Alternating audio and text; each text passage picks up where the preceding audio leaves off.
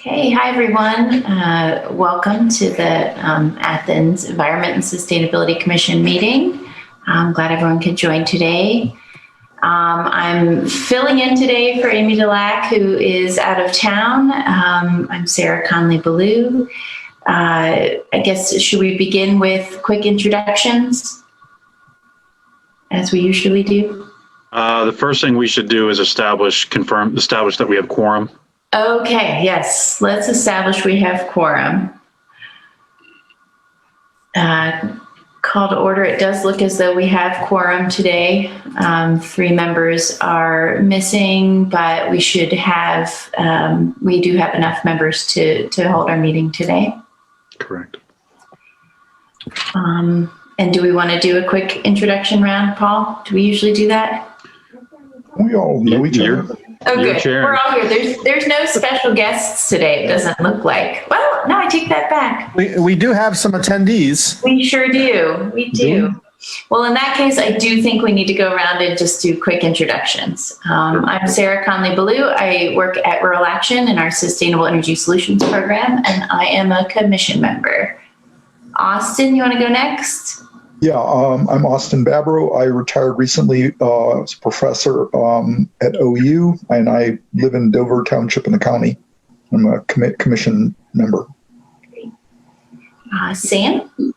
Hi, I'm Sam Crowell. I am the 3rd Ward representative on Athens City Council, and I represent the council on the commission.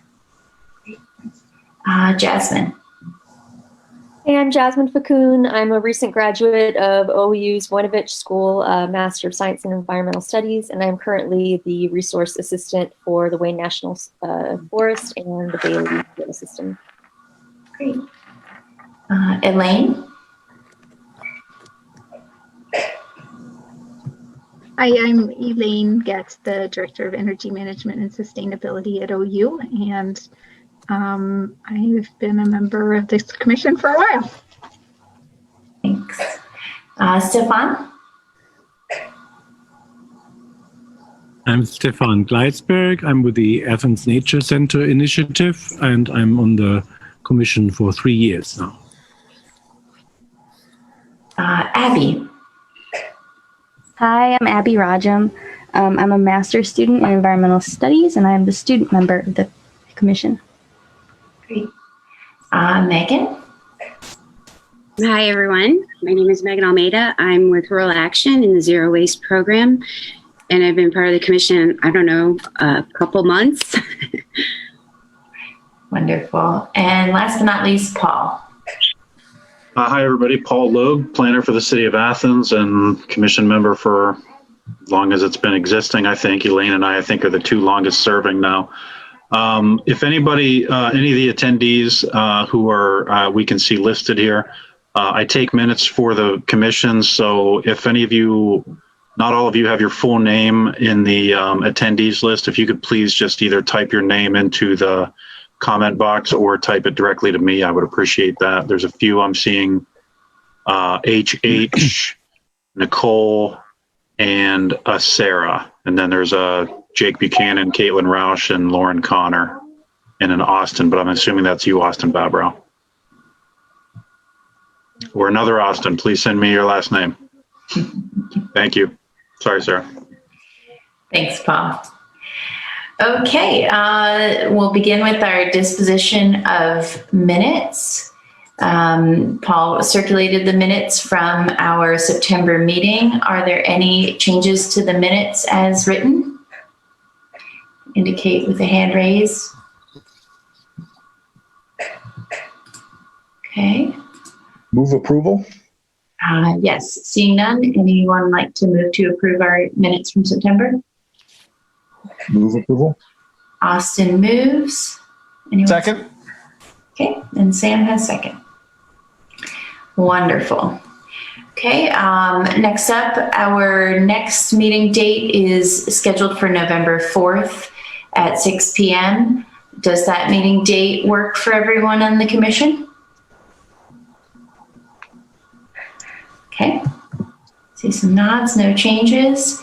If Amy is back, she can take the chair right back. If not, I'm happy to continue as a pinch hitter, though anyone can take this job if they'd like. So, okay, great. Well, we'll aim for November 4th for our next commission meeting. Moving on to old business. First item is student data collection. Do we have any updates that we need to discuss today on that topic?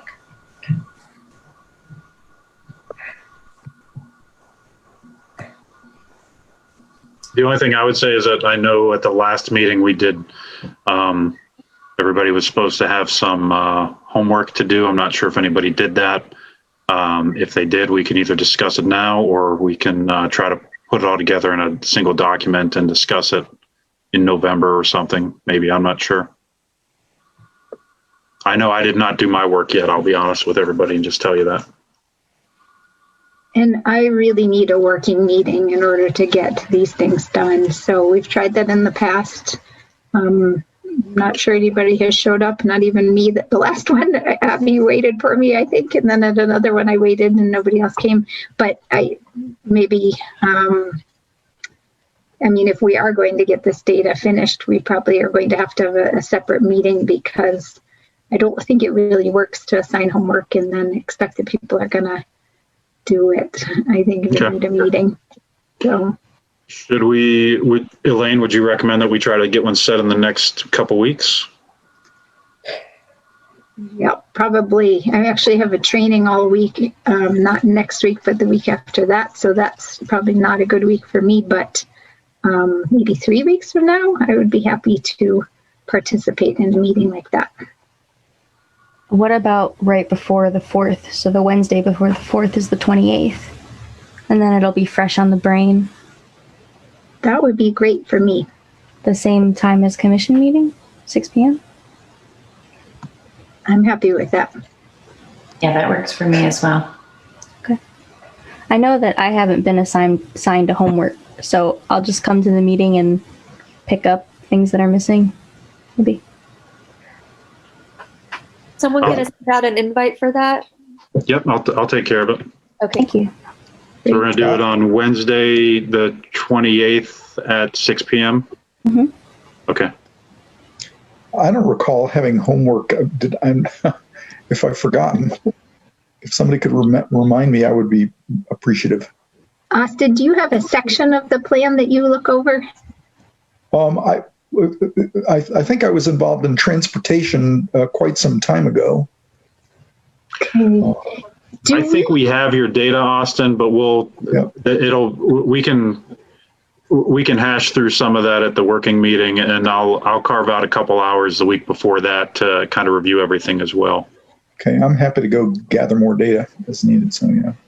Yeah, I think we have most of it. I think the homework was just to look over whatever section belonged to you to see how the data looked. Oh. Yeah. Oh. I'm sorry. I will do that. That's good forward progress. We'll sit together and really make sure that we're all identifying what we need to work on and how we go about doing it. I know in the energy section, it's a complicated formula that Elaine walked me through once. I will revisit that. So yeah, excellent. Okay. So next up on old business was the biodiversity plan section. Do we have any updates in terms of that? Maybe does anyone have anything to share on that topic? Sarah, I'll just say that we did talk about officially presenting that new section to City Council. I know that Amy was working on taking the very large piece that she worked on with others and making it more like the other sections of the plan.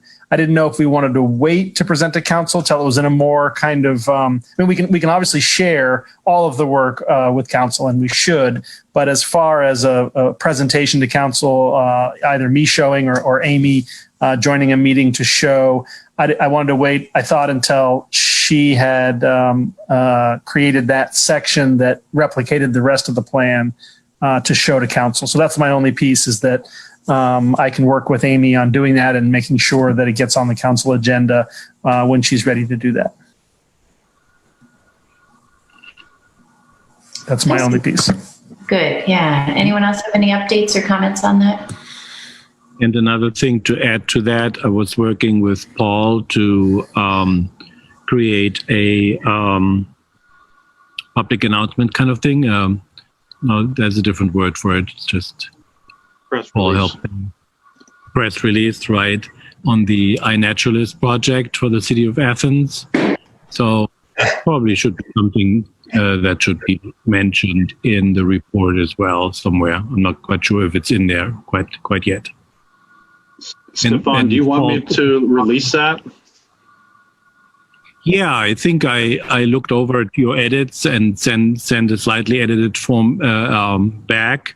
So I think for me it's ready to go. If you want to like publicize that at that point, it would be great. Okay, I'll probably get it out either Friday or Monday so that we can time it with print copies of the Athens News as well as print copies of the Post. I think both of those come out on Thursdays still. So I don't want to send it out tomorrow when there's new copies of both out. Sometimes it's not fresh by the time the next week comes around. So either late afternoon tomorrow, Friday should be good. I'll put that on my calendar to send out. Thank you so much. And if you haven't downloaded the iNaturalist app yet, it's I got it set up and it's pretty cool. And Paul and Stefan, if that press release sort of explains how people can be involved in this, we can connect the climate and sustainability ambassadors. I believe Elaine and I and Stefan have talked about that. Yeah. I think we're just waiting to see if it's all ready and what the instructions are and how they can be participants in that. Yeah. So in a very general way, there's links on how to do iNaturalist.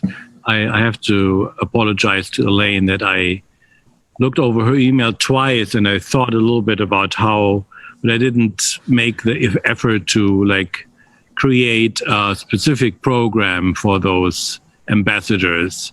So I just didn't get to the stage where I had a specific idea how they could get involved. And I apologize for the silence, for the radio silence there.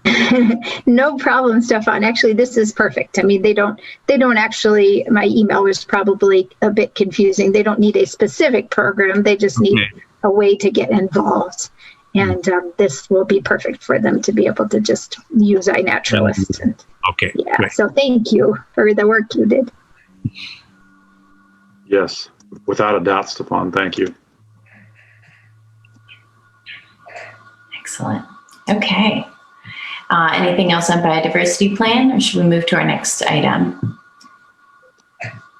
Shall we maybe discuss the ordinance drafts that Sam has sent around, kind of relate to biodiversity, or do we have a separate agenda item there? Actually, I don't think that's on the agenda. So maybe this is a good moment to talk about that. Yeah, thanks for bringing that up, Stefan. I don't believe actually it is an agenda item. Chris Fall is working on those updates to the city landscape ordinance, and she has not presented them yet to council. She has just let us know that she's working on them. She's provided us with some of her drafted language, and we're kind of sharing it with experts in the community and others who are interested to get feedback.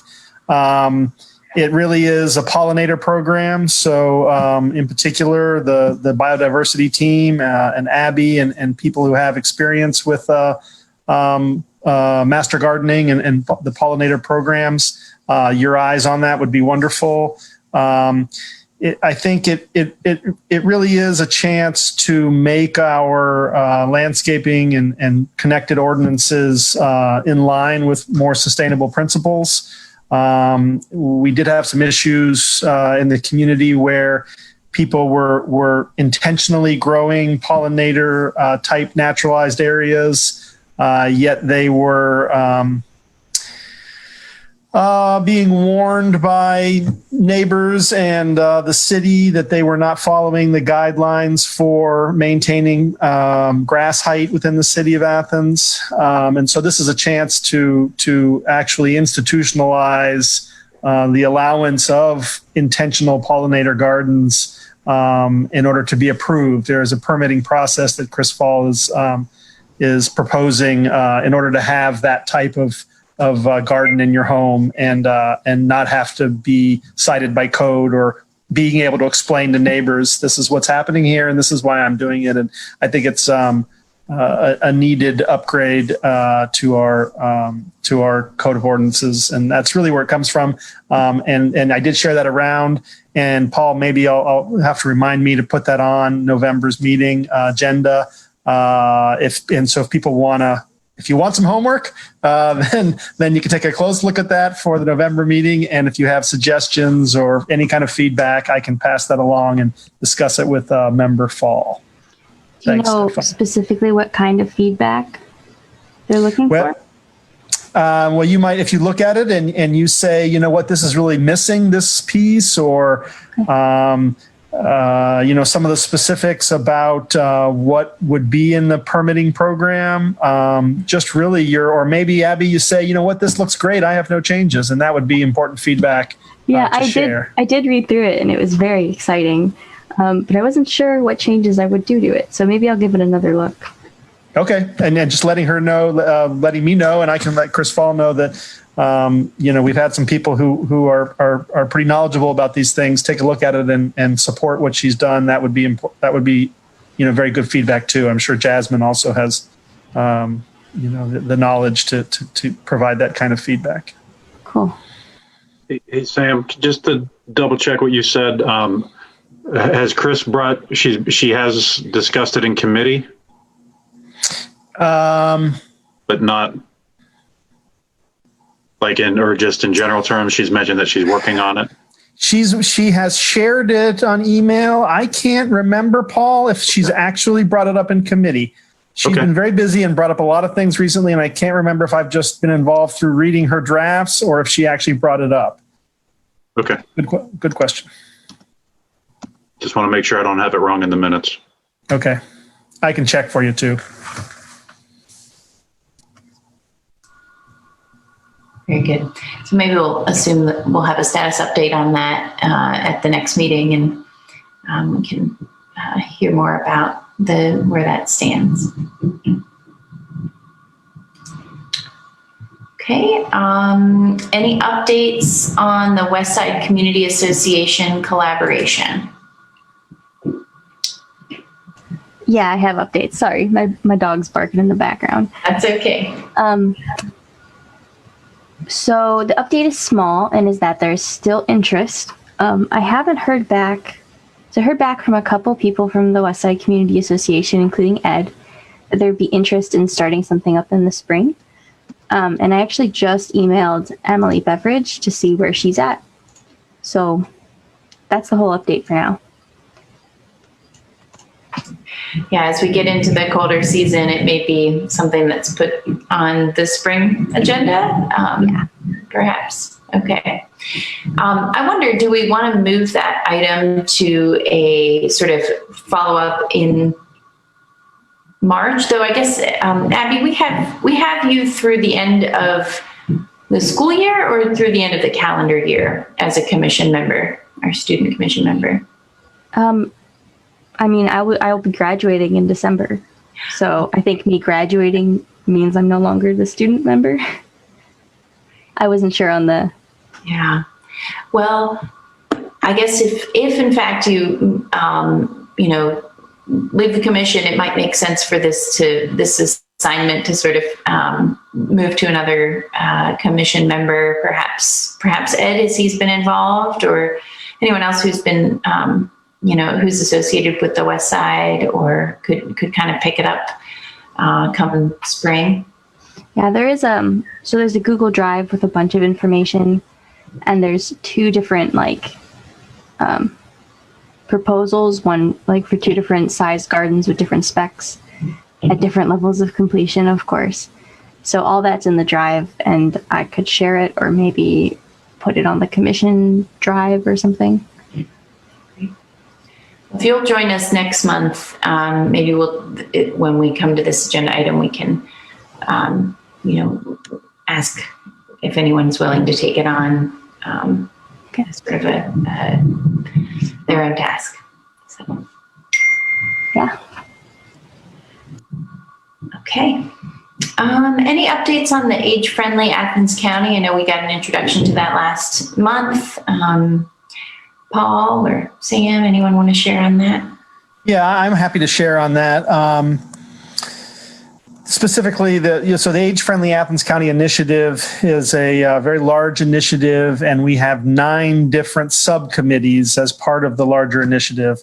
And I contacted this group about the subcommittee that I am chairing with Dr. Jeff DeBelco, called the Sustainability Subcommittee, or in this initiative, we're calling them domains. So it's the Sustainability domain. Paul is co-chairing the Housing domain, I believe, with Shauna Bolin of the university. And I reached out to this committee just to make sure they knew that this was happening and that we are taking one and all volunteers. Everybody is just offering their time up to work on this larger initiative. It has officially launched, so I can announce that our application has been accepted, and we now are an official Athens County age-friendly community. Paul, what do we call submitter? Or yeah, we're in process. It's a multi-year project, basically the planning procedure on it. Right now, what we'll be doing some survey work coming up in November and into December. We're discussing right now whether we want to do mail surveys as well as online surveys and things like that. And then once we start doing the survey work, we'll begin to do community discussions within each of, try to do villages and senior organizations, but try to reach out to as many people as possible and try to pick their brains on things. The surveys, the AARP provides some draft survey documents that we can use. They have some questions that they want standardized from all the communities in this process so that they can compare and have benchmarks across the U.S., which is really interesting. It should be noted that no community that's gone through this process yet has added, to my understanding, has added any cohorts or domains to it. And so when Sam and Jeff DeBelco approached and said we wanted to add sustainability, AARP was really interested in the conversation that we started to have. And so we will be adding some questions. We're trying to figure out what kind of questions are relating to sustainability for this survey work too. It's really cool. It's a great plan, great project. It's one of those things too, as far as having a sustainability piece to this age-friendly effort, which has happened all over the world. Will, I think, bring a little notoriety to our community because it hasn't been done before, as far as we can really tell. I will mention that Jasmine was asked by Dr. DeBelco and me to join our domain, and she agreed. So we do have another member of this commission on that, which is great. I will also note that the research that I've done into the possible survey questions, something that may be on all of your minds is that, well, sustainability is connected to housing, and sustainability is connected to transportation, and sustainability is connected to really all of the other subcommittees. So one of our challenges is to figure out what exactly we want to ask what we call experience experts, the older community, to find out what makes it an age-friendly community for them in terms of sustainability. Jeff and I have talked a lot about resiliency and sort of kind of disaster preparation or climate change and how that's impacted, especially older adults. And I will say that as I look at this commission and all your beautiful faces, we are a younger commission. We are looking for experienced experts who can really help us with their perspective on Athens. And quite frankly, we're also looking for diversity, and we're looking to include more different types of people. That's been a bit of a struggle, but we're really trying to reach out and find those people to join the effort. And then the last note I'll make is that a little bit of my research into surveying older adults about their priorities, sustainability does not come out very high in their lists. And climate change doesn't come out very high in their lists in general. Obviously, there are many adults, and we may find in our community that we find those adults here. But when I look at other communities in the United States, at least, those sustainability and climate change don't come out in their list of top priorities. So it will be interesting to see when we do develop our survey questions, how we ask those questions and what kind of response we get. But I'll continue to keep this group updated on that. If I may, as probably the oldest person on the commission, it seems my contact with the environmental activists around the community suggests that there's a lot of older folks that are involved. In fact, it seems to me that most of the people that are active in the environmental community that I've met are older. Many folks retired or nearing retirement. So, if you want names of people that might join, I could supply you with some. Austin, that would be wonderful. We're taking, anybody who would be interested. And, and I agree with you. And I think that is why the community was excited about having sustainability be a part, because there are a lot of adults who, are living off the grid. They have fully. Oh, my God, yeah. Yeah. And are, great models for, what we're looking for. So yes, I think we do have a different community, and I think that the sustainability will come out. I'm hoping in a priority. I'll also have to say, though, that we decided early on in this process that it wouldn't just be an Athens City age-friendly initiative. It would be an Athens County age-friendly initiative. Sure. And Jeff and I have discussed at length that we will probably have very different answers depending on people living within the city of Athens and people living further out in the county. And we're happy to have that disparity, but we think we will see different answers. Okay, well, thanks, Sarah. Oh, yeah, that'd be great. Yeah, please, Austin, please do. Yeah. Are we talking like 55 and up, 65 and up? What age are we speaking about specifically? Paul, there isn't like an age. It's for those of us who are over 50, you start to receive the AARP notifications in the mail at 50. So you start to feel engaged in this community, I think that my husband who just turned 48. Yeah. He's already getting them. So yeah, right. So it's safe to say that aging is a process, right? And we're all going through it. We're somewhere on the aging spectrum. Yeah. And we've had some discussions about that, Jasmine, like especially with the survey work, like do we want to be targeting people over a certain age, and what age is that? It sounds like we're probably looking at like, we're really interested in feedback. A 20-year-old has opinions, of course, about what they might need as an older adult. But a 45-year-old or a 60-year-old might have more thought out opinions about their concerns about as they get older and their needs. So I think we're probably looking at, targeting 45 and I'm 46 now, so I'm in that group too. 45 or 50 and older for at least some of our survey work, with an allowance, of course, that anybody who wants to participate in this is welcome to. A lot of people have expertise, whether it's expertise from an academic environment or research environment, but also, of course, that many of us have older adults that we're caregivers for and things like that as we get older too. So there's a lot of ways that we can look at that. I think you were approached, I don't believe because you'd be an older adult per se. Now maybe in a college town you are an older adult, but because of your expertise in the short run.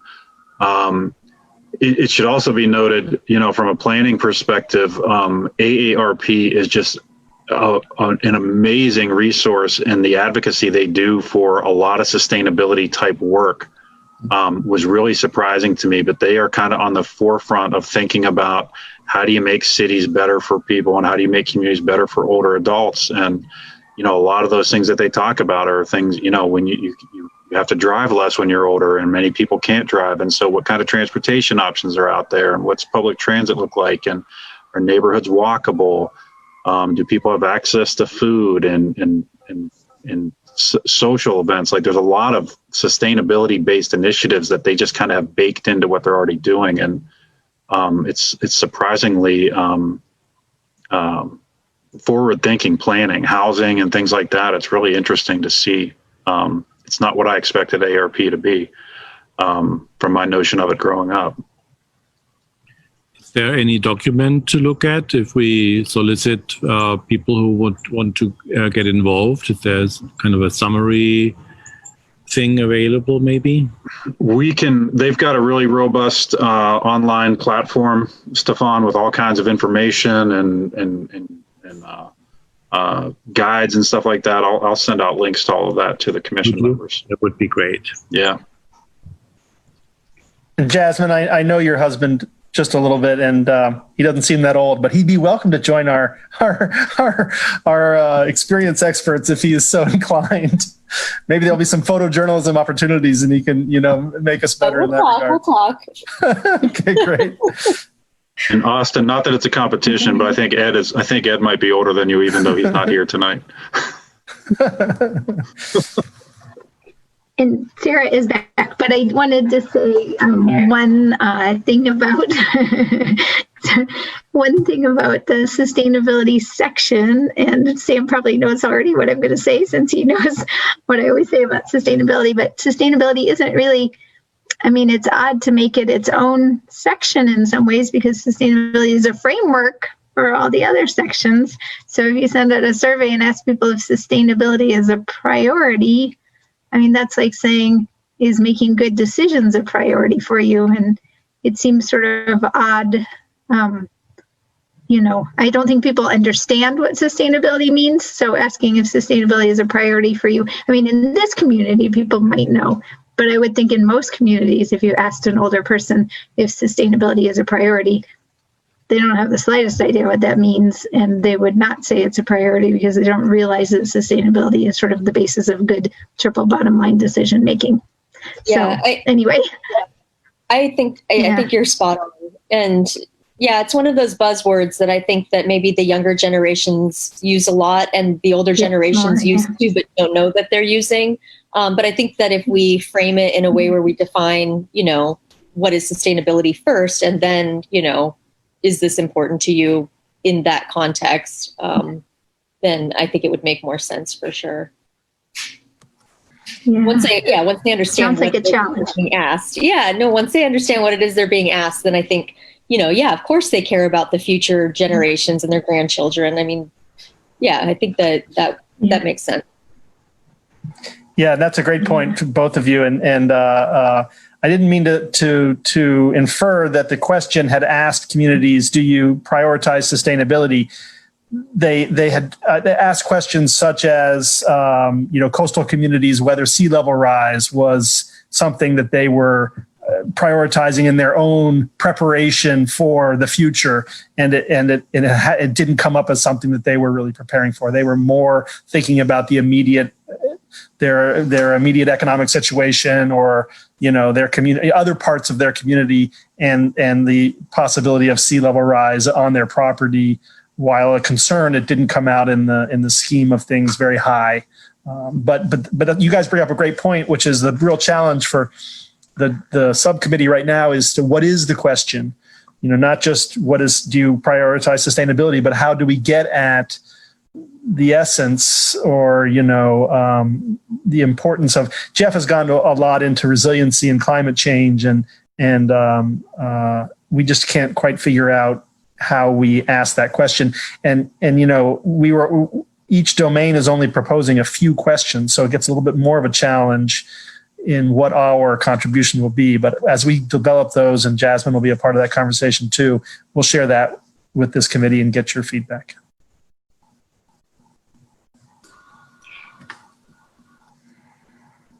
Just a final follow-up on that. Is Sam, are you the point of contact for the Age Friendly Athens, or is that you, Paul, or who would people reach out to if they wanted to get involved? It's actually Rebecca Miller at the Voinovich School has been taking on the leadership for the whole group. The Sustainability Subcommittee, Jeff DeBelco and I are currently the co-chairs. We're actually looking for a older adult to join us as a tri-chair, but we haven't found that person yet. We did ask, I know Megan's on here, Carol Cure. She may be very busy, but we thought she would be a really good person to have as that experience expert, and obviously very locally situated and sustainability minded. So I don't believe Jeff's received a response from her yet, but we are looking for one more person. So questions related to the Sustainability Subcommittee would come to you or Jeff DeBelco, and Either one, yes, broadly about it, it would be Rebecca Miller. correct. Great. Okay. Okay. Well, I think we should move to our next topic. The commission intern question. I know last month, I think it was shared that, sorry, phone call, that Lorraine McCosker is seeking some interns and inquired about whether an intern could be placed with someone at the Sustainability Commission, or if there's any projects that we could sort of recommend to some of the students in her class. So did anyone follow up with Lorraine, or is there any movement forward on any of that? Yeah, I had a talk with them a couple weeks ago, I think it was. I don't know, all the days are melting together. But yeah, we met via Zoom, and they're going to take up the Hocking River project. And so I don't know exactly what they're doing. I think that somebody's going to be doing some sort of species survey again, and then maybe presenting to Mark Holdcroft. They're trying to find a contact at the Army Corps in Huntington, because that's the district that oversees our project here. So yeah, they're moving on it, and I'm here for them if they need somebody, a resource or whatever. But yeah. Any other updates? Okay. All right. And then the next old business agenda item is the backyard chickens topic. I guess I can give a status update on that. Megan and I got together since our last meeting and reviewed the sort of zoning research that I'd done the week or the month before. Jasmine also gave some comments on that. We came up with a sort of game plan, and I thought I could share that with the group if you are comfortable with that, and give everyone sort of an update on the strategy here. So give me just a moment to share my screen. Hang on one second. I gotta get it up on the screen.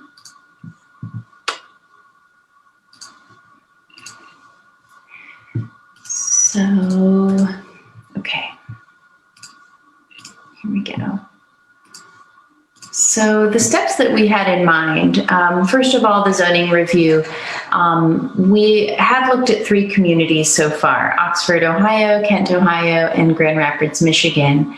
I wondered among those communities if there's any additional communities that anyone would recommend that we look at that have existing chicken ordinances. If you want to share anything today or send me an email, happy to look into additional communities that you know of or that you think maybe have something that would be pertinent to the kind of broader discussion of what should be included in an ordinance. Does anyone have anything to add there? I don't know. It might be interesting just to include like a big city, like I believe New York City has some sort of chicken ordinance where people can have chickens in some respect. Just the fact that a city like that can make it work might be worth putting in. I know it's nothing like here, but maybe that would be a stronger point. I don't know. Yeah, it certainly would prove that, if a large city can do it, maybe a small town could also come up with a workable solution. I like that idea. Anyone else? I do know that my husband's cousin in San Diego, we visited them last year, and they have chickens in their backyard, and it seemed to be a fairly common thing. And this is in San Diego itself. So San Diego might be a larger city also with the chicken ordinance, although I don't really know for sure. I mean, they could be, just sneaking their chickens, but I assume they have a chicken ordinance. I would assume that they have a lot of ordinances in San Diego, well beyond what we have here. So Yeah, maybe just like one stat that says, that this many cities of whatever size or something have some sort of ordinance for chickens, that it is a very common thing that a lot of cities have undertaken. And yeah. I like that. For what it's worth, Ann Arbor has a chicken ordinance for whatever it's worth. It's, quite a bit bigger than us, but. Sure. Yeah. College town. Yeah. Yeah. Okay. Great. And if anyone has any other thoughts, please email me. We wanted to make sure that we not only reviewed the ordinances from these communities, but then also found out how effective those ordinances have been. And so we did come up with a survey to, asked of city administrators, the Paul Logues of other communities, to see how effective their ordinance languages have been. So we drafted a 10-question survey. Meg and I have both agreed to put some time into reaching out to the 3 communities so far, and maybe a couple additional between now and November 4th, asking the same questions of everyone to sort of get, somewhat of a comparable data set here. And I won't go into those survey questions just for the sake of time, but if anyone wants to see that, I'll share it around after our meeting's done. And then we also really wanted to focus in on our city council and really survey them on, kind of take the pulse of what it is that they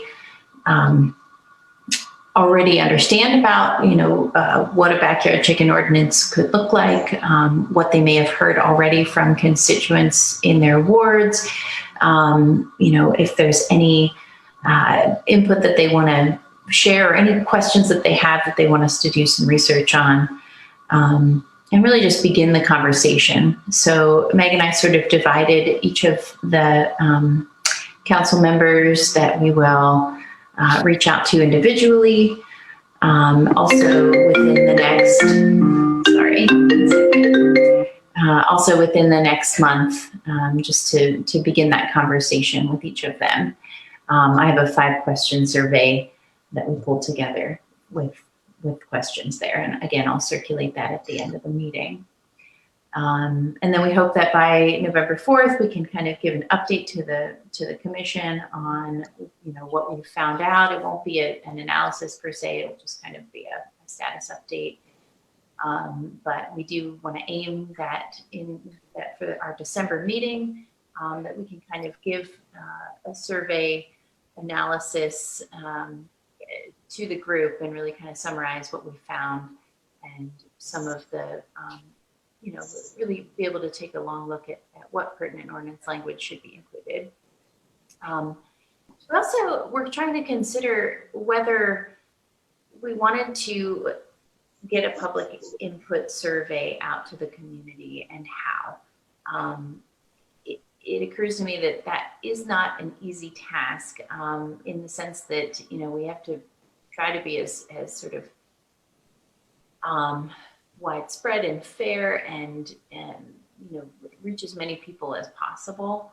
And we didn't know, first of all, how to disseminate it, and then also at what time, because, we definitely want engagement here, but we don't want to necessarily start a small riot before we've really gotten, some good input from council members, and that this discussion take place in an organized fashion, I think is really the thought there. So does anybody have any thoughts on how we would solicit input from the public on this topic?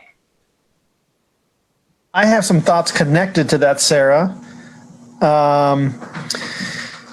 A person that might be very good to just talk about your initiative, I think you've done some wonderful work here, is former council member Kent Butler, because he was the last city council person to try to have a chicken ordinance passed.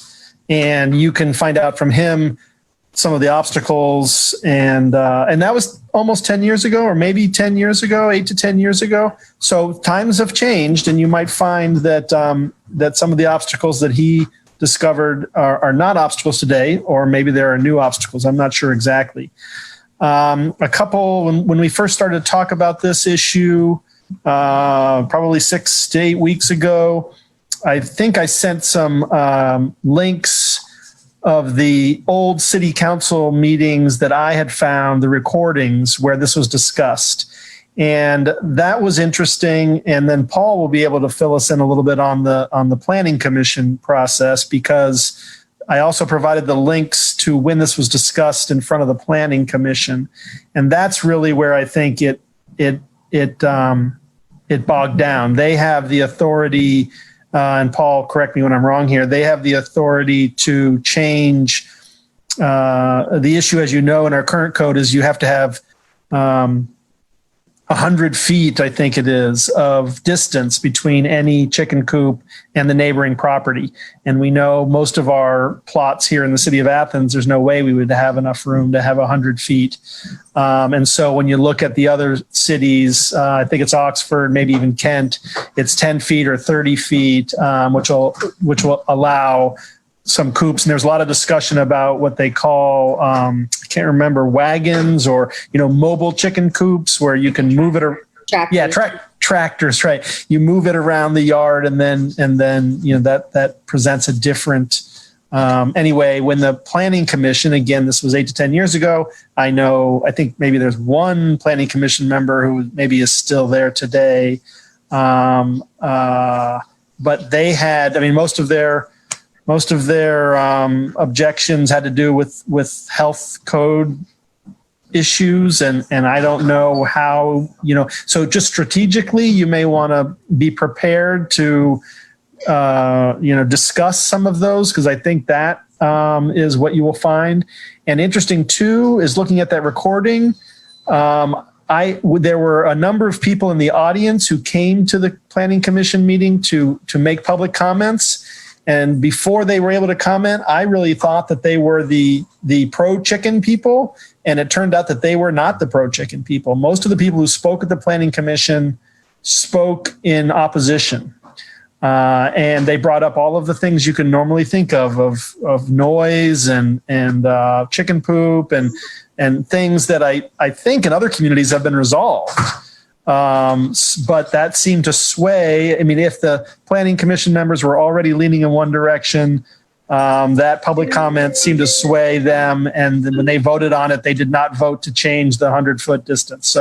So that's going to be an important strategy to make sure that you're communicating with the planning commission. And I think Kent Butler could help you at least with some information. Paul, do I have most of that right, you think? You're about, yeah, about 95% to 100% accurate, Sam. I'll take it. Kent would be a great start. Yeah.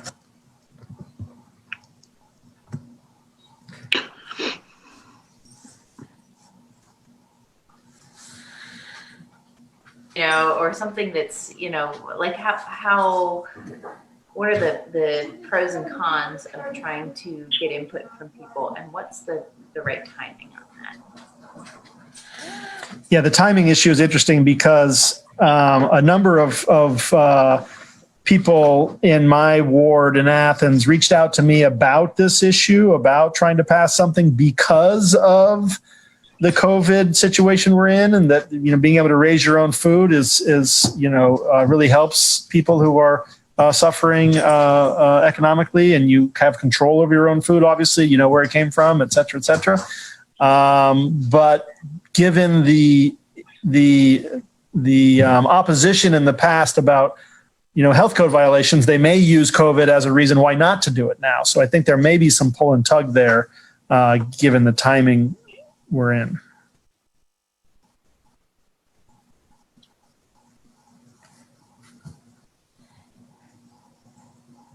Seems like a lot of those health issues, there should be some best practices available now from where we were 10 years ago with some of these other communities. And Sarah, I really appreciate, and Megan, the work that you guys are doing to look at some of these case studies. That's the work, that's the important work to do to move something like this forward, in my opinion. I think I gave you minutes from some of those meetings with the Planning Commission and City Council, but if I didn't, please let me know, and I'll pull them out for you. And yeah, your path forward makes a lot of sense as far as how to go slow and collect information and have some discussions. But on that note, I don't know if we answered your question. Should we have a community survey put out or not, and when and how would we go about distributing it? Right? That's still up in the air. A little bit. If anyone has any feedback on that, it would be good to know.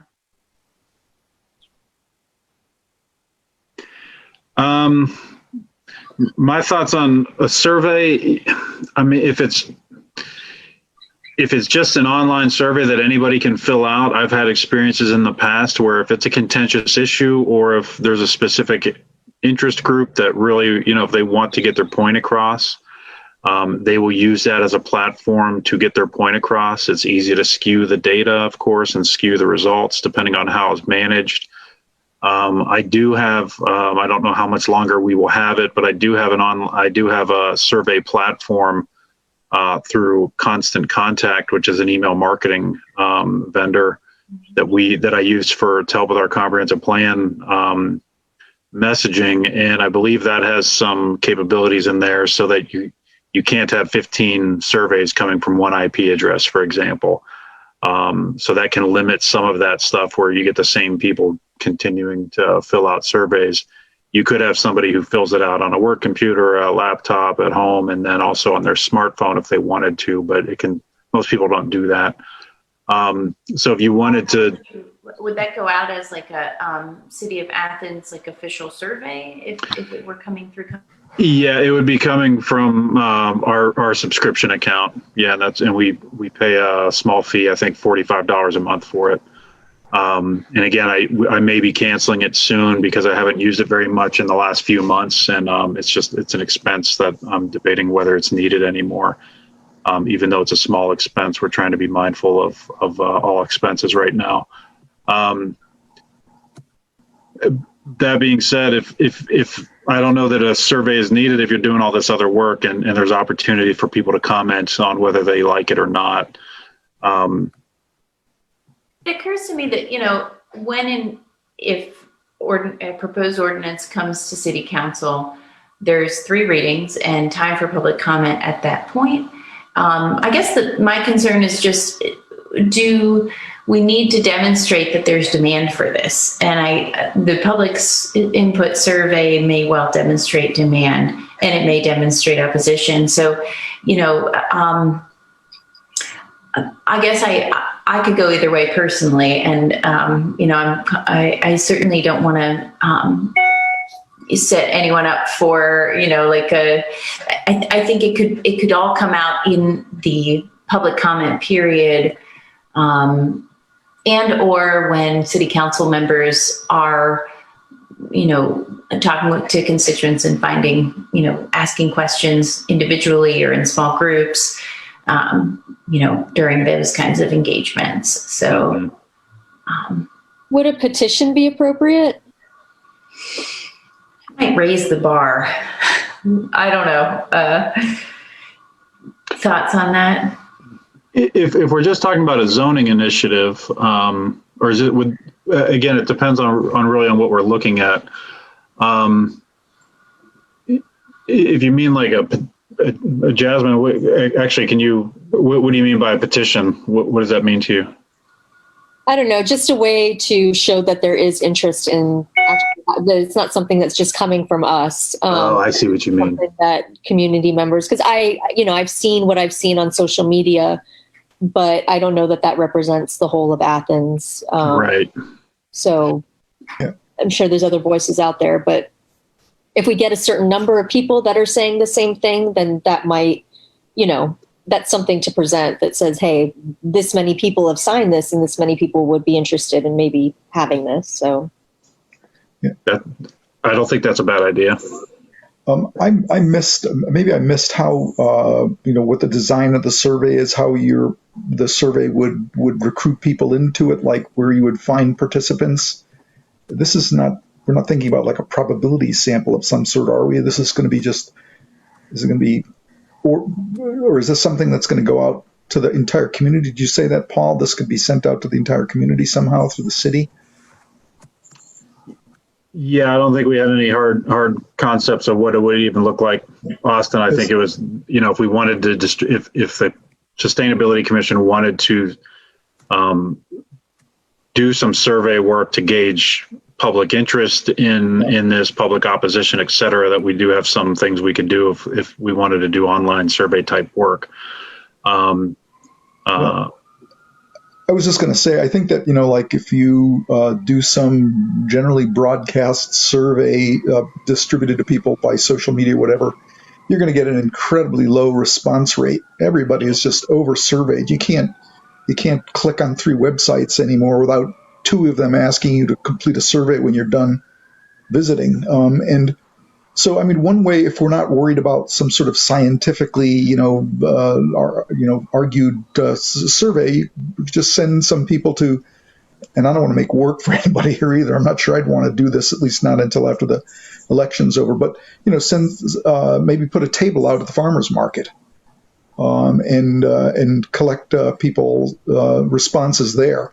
It's going to be a particular kind of respondent at the farmer's market, but it'd be a place to start. If you send people to a few places like that around town, you might start to gather up a number of folks to participate.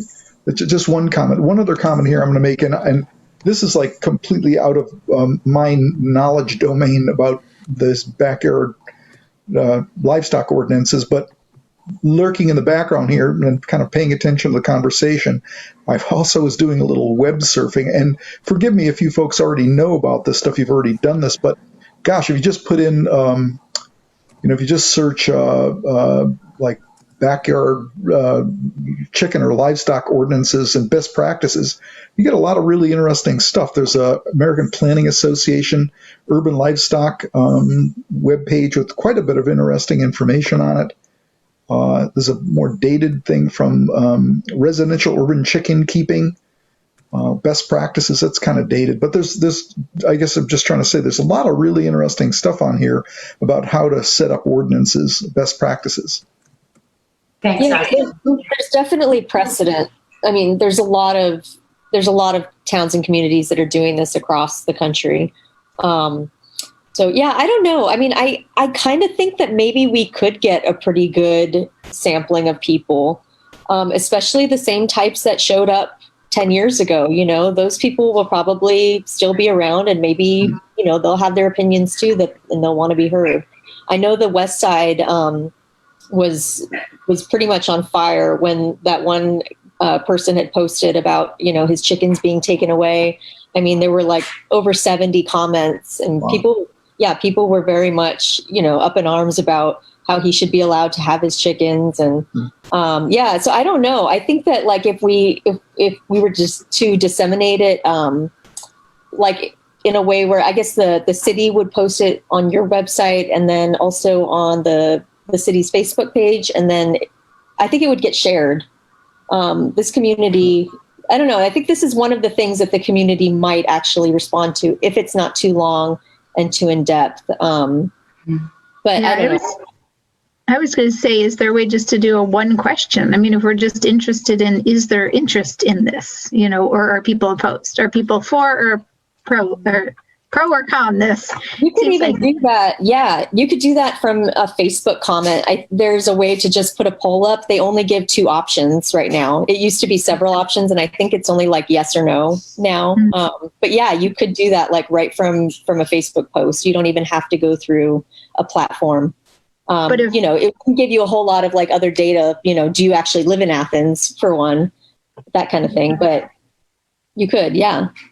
But if it actually could be done through constant contact too, so it could actually be like emailed to people. So, where you could just say yes or no. I mean, I'd answer something like that. I probably wouldn't take a full survey because you never know how long it's going to be. I mean, it could be stuck in it for 15 minutes, but if it was just a 1-question survey that you could see what it was and you could just hit yes or no, then I think lots of people would answer it. Yeah, it doesn't need to go through the constant contact. It can just be done using, Google, Google Forms or Google Docs or whatever. But how would you make sure it gets to everybody in the city, though? Oh, that I do not have access to, Elaine. I'm sorry. Just to be clear, I have emails for about 250 people who agreed that they would be interested in participating and getting updates on the city's comprehensive planning process. I can't send them surveys for other things non-comprehensive plan related based on the constant contact agreement. So I could use it to create a survey, and then we would have a link, but we would still need to find people to reach out to. That would be on us to figure that out. Well, in that case, it probably would be better to do a Facebook one or something. Yeah, right. But you could post that constant contact link on Facebook, right? I mean, we could share it. Oh, sure. Yeah. Okay. Yeah, it'd be a live link so people could distribute. Yeah. Okay, cool. I think that would work. I don't know. I guess the final piece just to mention, and I do want to be mindful of everyone's time. We're at 7:00 now. So we also want to think about whether there should be engagement with the city code department and whether if in fact there's a permitting element to this, and that seems to be like the prevailing interest to have a backyard chicken permit, that we make sure we get code's input and, look at that through a cost lens and other things like that. But we see that kind of being down the road. So we'll report back at the end or at the next meeting on how the surveys go with our city council and with the other communities we've reviewed. I think that's it on. Thanks for all your work on that. Really. Yes. Thank Meg too. She's been keeping me on task. Way to go, Meg. And I lost track of my agenda on my screen. So 1 second here. I guess the only, we have a new business item that we haven't gotten to, which is membership. We need to find out, I guess this is related to Abby's departure as our student commissioner.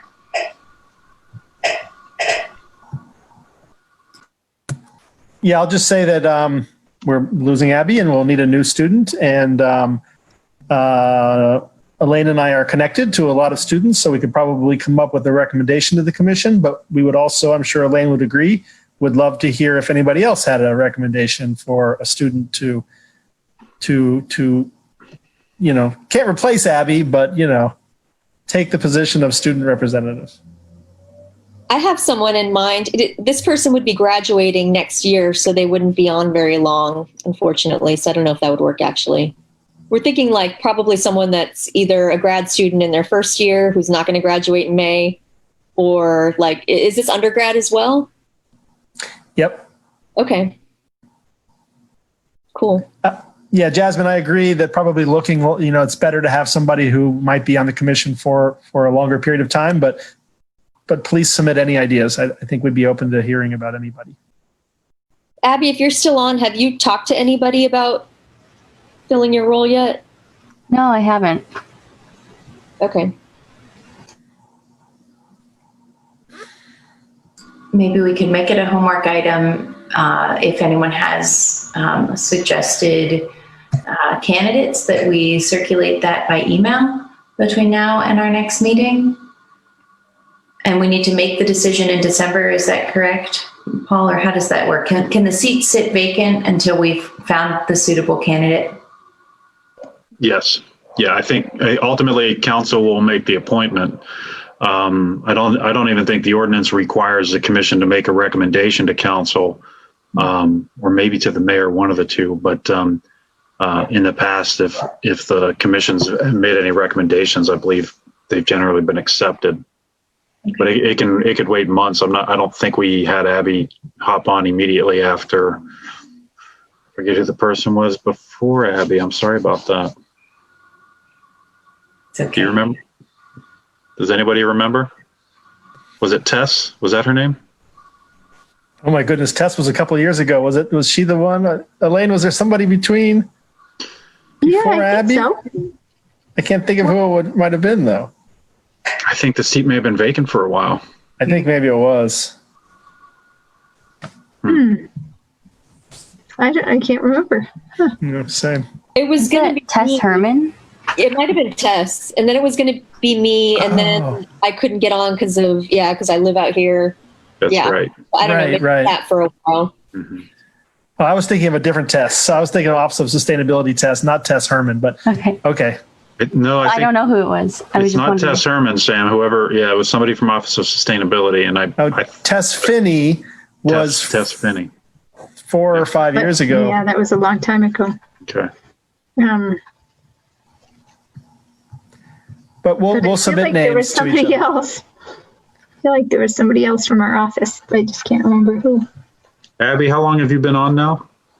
I think almost a year, Okay. maybe a little longer. We will revisit that at our next meeting and suggest ideas between now and then. And the final thing is the Wayne National Forest Plan update. It's usually Amy's bit. Does anyone have anything to share on that? I have a small thing. The Wayne National Forest, or I think the Forest Service broadly, has been looking at their policy on e-bikes. And that is now open for public comment, I believe, through the end of this month. So if anybody has anything to add to that, that might it might dovetail really well with the age-friendly initiative. I know that there's a lot of older people who, can't access the trails in that way because they're hard to ride. Even those easy intermediate trails, I'm like, man, these are hard. So yeah, an e-bike might be a good thing for that community. But there's a lot of, like anything, there's a lot of discussion on both sides, pros and cons. I can get the link and put it in the chat if you guys want to make a comment. Or even send it out by email to. Okay, yeah, I'll do that. The most recent student member was Jessica Dalzell, just so everybody Oh, yeah, that's right. Yeah, Of course. Yeah, right. Yeah. Sorry about that. Sorry, Jessica. Yeah, she was great. Yeah, she was. Plastic bags. Yeah, she was great. And I do have one quick announcement that's kind of fun. I don't know if you guys remember last year. Oh gosh, I can't remember my timing anymore. But I think last year, one of the things that when we were starting the year by saying what kinds of initiatives do we want to see happen, and one of them was the carbon calculating day the Green Apple Day of Service with the middle school. And that did happen last January, but just recently it was posted on the Green Apple, like their national website. So anyway, I'm just going to put that in the link here so that you guys can see. I mean, even though our commission didn't really end up having too much to do with it because our rural action intern did most of it and the climate and sustainability ambassadors were volunteers for it. So nobody from this group needed to volunteer, although I guess I was there. But anyway, it was something that kind of started from our group. So I thought you guys might be interested in seeing it. That's really awesome. So I posted it in the chat. Yeah. Yeah. Okay, well, any other items for the good of the order? I'll just say that you're really good at this, Sarah. Oh, thanks. Well, I intended to keep us to 7 o'clock. I don't think we can do that, though. I don't think this group. No, it's okay, though. We had a great discussion. So thanks, Sam. Okay. Well, anyone want a motion to adjourn? So moved. I second. Okay. Thanks, everyone. Have a wonderful